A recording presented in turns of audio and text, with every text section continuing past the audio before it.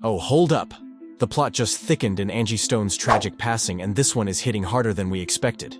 Jaguar Wright has just dropped some mind-blowing news that's shaking the industry to its core. We all know Jaguar doesn't hold back when it comes to spilling the tea on what's really going down. And this time, she's coming with serious heat.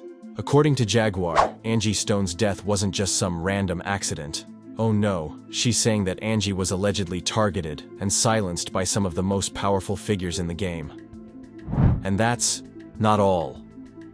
Before her passing, Angie was on social media, blasting these powerful people, claiming they had been ripping her off for years, and she was done staying quiet. Then, just weeks later, a fatal car crash where Angie was the only one who didn't survive. Now Jaguar's out here calling foul play. And trust me, there's a whole lot to unpack here. So, let's break this down, because this is about to get wild. Angie Stone, born December 18, 1961, grew up in a home where faith and music were everything. Her parents introduced her to gospel music early on, and it lit a fire inside her that would last a lifetime.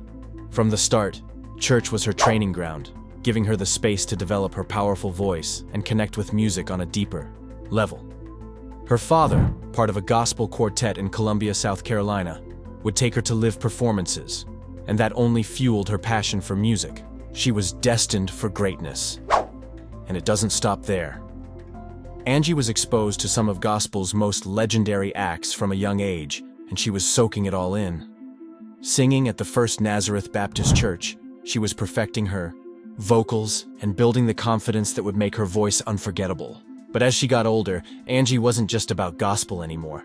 She was about to change the entire game.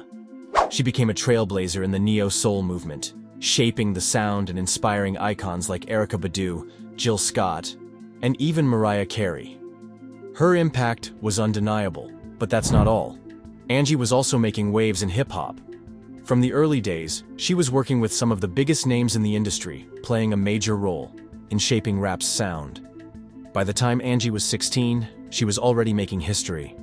She teamed up with Cheryl the Pearl Cook and Gwendol Blondie Chisholm to form Shapes, The Sequence, the first all-female hip-hop group.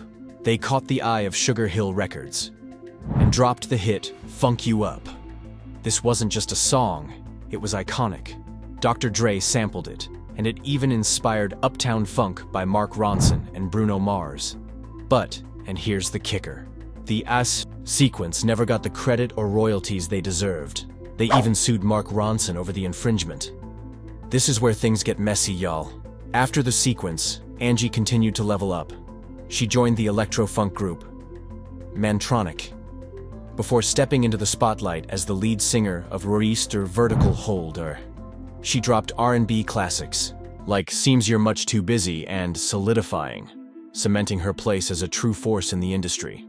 But hold up, it doesn't end there. Angie didn't just sing, she was a powerhouse songwriter too, blessing us with bops like I Wish I Didn't Miss You, No More Rain, Brother, and I Want to Thank You. Her music was speaking to hearts worldwide. She was writing anthems, not just songs. Her talent also opened doors to some of the biggest legends. Angie worked with Prince, Lenny Kravitz, and played saxophone for Lenny. She even teamed up with Lenny's cousin, Jerry DeVoe, to form the group DeVoe, but it was her behind-the-scenes work that left a lasting mark. She played a pivotal role in shaping D'Angelo's sound on his legendary albums, Brown Sugar and Voodoo. But even though she was instrumental in his career, D'Angelo didn't fully acknowledge her contributions, and their relationship got messy real quick. Toxic doesn't even begin to describe it. But D'Angelo wasn't the only one who overlooked Angie. She was heartbroken to find out that Mary J. Blige had taken songs she worked on with D'Angelo, like Every Day and Die, and re-released them under her own name. To make matters worse, Mary J. Blige renamed one of D'Angelo's songs from D to Paradise and released it without giving Angie credit. Cold-blooded. The drama didn't stop there either. Jill Scott's record label was low-key, trying to copy Angie's entire style. From how Angie dressed to the way she carried herself, they were trying to recreate Angie's vibe for Jill. Talk about stealing the sauce. But it wasn't just the artists. Angie's own management was failing her too. One of the most heartbreaking missed opportunities? Angie was supposed to land the role in the #1 ladies detective agency, the role Jill Scott ended up playing. Angie's management team dropped the ball, and that career-defining moment slipped right through her fingers. And now, here's where things get even crazy. Just weeks before her tragic passing, Angie was preparing to take Universal Music Group to court for unpaid royalties. She had finally had enough of being underpaid and was ready to fight for what was rightfully hers. According to Angie, her entire professional circle, her management, her label, had failed her. They let her work herself to the bone while they pocketed millions. And just as she was about to stand up for herself, it was too late. The fact that Angie was ready to speak out and demand justice makes her passing even more suspicious. She was on the brink of exposing some powerful people, and now we're left with so many questions. Could there be more to her death than we know? It's heartbreaking to think about, but her legacy lives on, and her story will not be forgotten. That one of the biggest companies that I was with, Universal Music, it's the second part of the ugly truth. We began to research things to check on my royalties and my statements and things that of that nature, only to find out a lot of my publishing, a lot of my royalties, my mechanicals, they have all pretty much been stolen.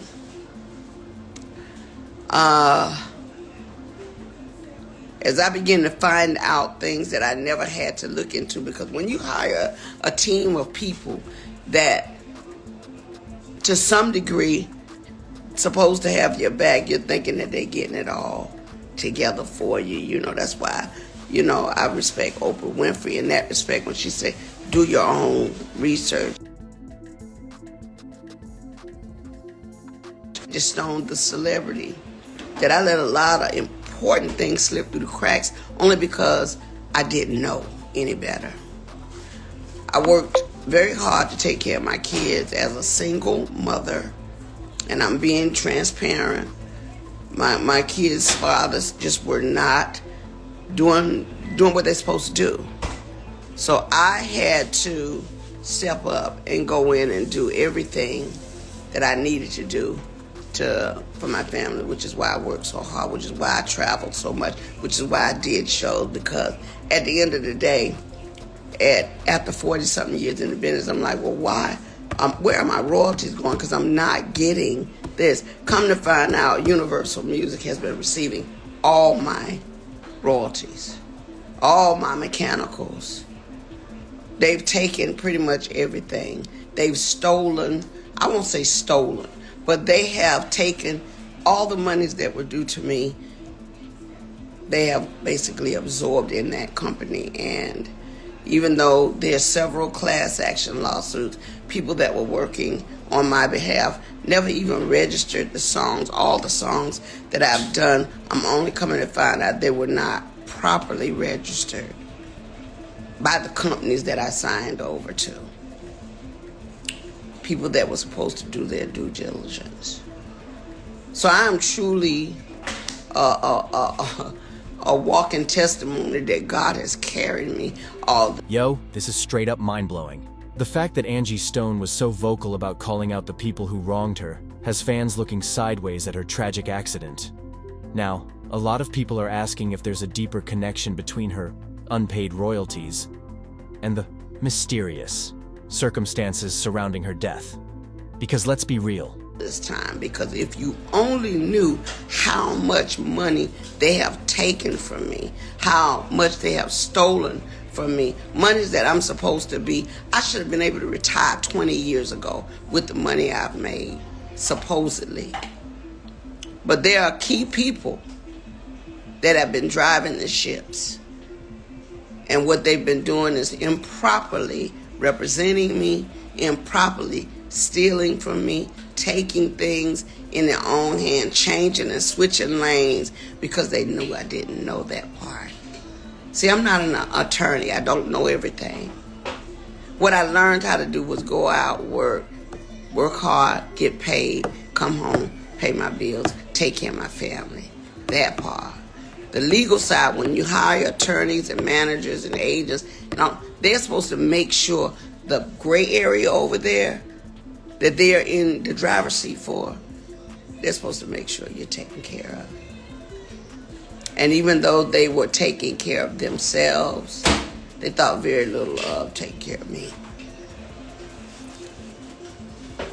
And I know because I've seen it with my own eyes.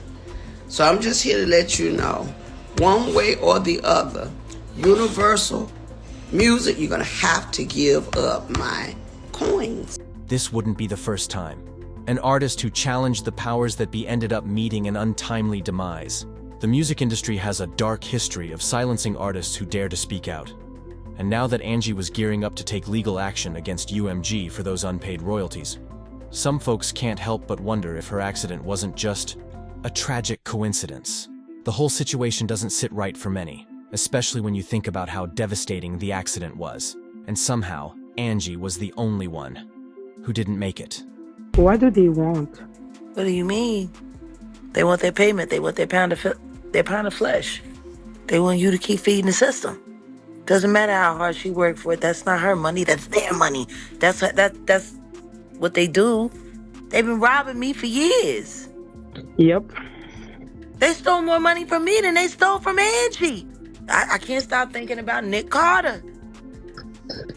And Aaron Carter. I can't stop thinking. Brother in the Illuminati, brother not in the Illuminati. Brother in the Illuminati commits all kinds of heinous crimes against women, and he's okay, but his brother's gone. And all he wanted was his money so he could push on. Like, how many of these things have to happen in front of the public